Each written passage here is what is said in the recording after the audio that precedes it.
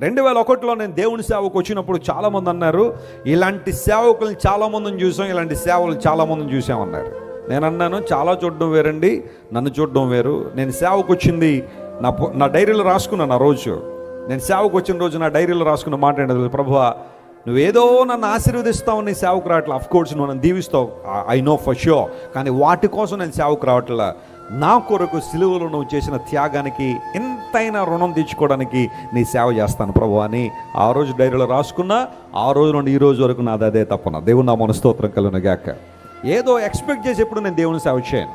కావాలంటే నా భార్యను అడగవచ్చు మీరు, బ్లెస్సీ గారిని. కొన్నిసార్లు నేను తీసుకునే నిర్ణయాల్లో ఆమె కొంచెం భయం వేస్తూ ఉంటుంది. ఏమంటే ఎక్కడ నుండి వస్తుందంటే విశ్వాసం, మీరు అనౌన్స్ చేస్తున్నారు, లేకపోతే ఈ కార్యం చేద్దామని అంటున్నారు, రిసోర్సెస్ ఏమో చాలా తక్కువ ఉన్నాయి, ఎట్లా అంటే నువ్వు నా గురించి అతిశయపడాలనుకుంటే విశ్వాసం కలిగిన వాడు అతిశయపడని చెప్తాను చాలాసార్లు. That's what I practice. ఇన్ని సంవత్సరాల్లో నా ఊహకు మించిన కార్యాలను దేవుడు జరిగించాడు, నా స్థాయికి మించిన కార్యాలను దేవుడు జరిగించాడు.